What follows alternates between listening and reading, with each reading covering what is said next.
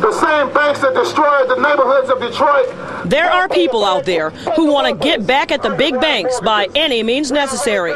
But this protest is just peanuts compared to what these community activists plan to do. We're trying to save as many neighborhoods as we can, as fast as we can. I mean, we've entered into a very urgent race to shift the paradigm of the people, and that is to put to good and productive use all available space, particularly if it's been confiscated and then abandoned. If we find you a house, if we find the repair people to do the work and we've done A and B, then you must agree to get in that property and stick and stay.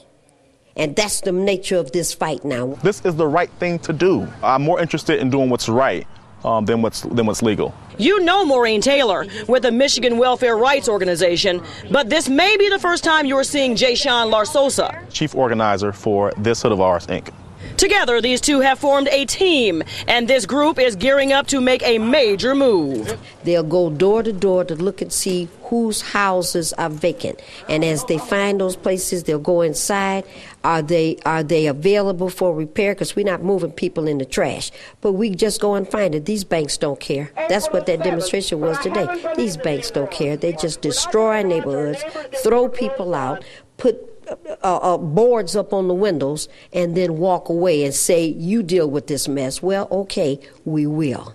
We're dealing with it now. That's how you're going to deal with it? Yeah, we're taking those boards off. You left this mess for us to handle. Now we're going to handle it. How you like me now? So if a house is foreclosed on in Detroit, they are going to take it over. It is our responsibility. We are the city. We're the taxpayers. We're the government. You know, we are the people. And we all have to pitch in order to make this work. And mind you, they're not paying for any of these properties. We're talking about just snatching them up and putting other families in them, like welfare recipients with children, homeless veterans, people who do not know where their next dollar is coming from. And once we put you in there, you can't turn around and say, well, you know, I didn't know, I was afraid, I was upset. No. This is a moral imperative argument now. And when the banks come calling, trying to fight this house hijacking, they say, bring it on. They have good lawyers, and they are ready to rumble. Especially since we bailed them out. All of the properties belong to me now. Some people say, if it's not yours, it does not belong to you, do not go in it. Right. Yeah, and I'd say to that person, you know, what recommendation do you have? Should we wait until it affects our entire community? Because this is a rape trap. It's more than that. And so I would say to that person, you know, live in this neighborhood for a day and then say, you know, leave it alone. You know, I know there are people at home wondering, how are these people going to get utilities for these abandoned and for these foreclosed homes? Well, the organizers tell me they're going to make sure all these new families have all the paperwork necessary to get the utilities they need. But, you know, I also think there are people out there who say, if this all goes as planned, and it may sound easy, could it end up doing more harm than good? Hugh? Well, it's an important question. This is illegal, but they don't care. Sooner or later, though, the banks are going to want their property back. Why should a homeless family take the risk?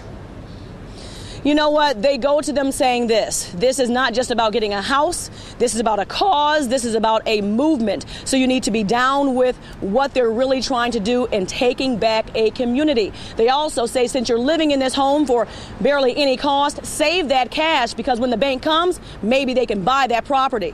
So, you know, it sounds good, but when things sound good, sometimes it's all too good to be true. It'll certainly end up in court. Andrea, thank you. Of course, this story has sparked a huge debate on our Fox 2 Facebook page. Chris says, why not?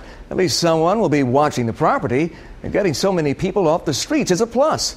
But Candy disagrees, writing, really? Gosh, they get everything else for free, and now a home too? Stupid idea. I have a better idea. Let's give them a job, and off the state aid, then they can buy a house. Another writes, well, I think this is a great idea. They should have been doing this a long time ago. Never understood why a bank or a county would kick someone out of a home when all it's going to do is sit there and rot. But Amy says, so why should any of us pay our mortgages if it's perfectly acceptable to squat in a property that you have no rights to? Everyone has to earn what they have. It's called life. Of course, you can always add your thoughts to this issue. Just head to our Facebook page, Twitter, or, of course, myfoxdetroit.com.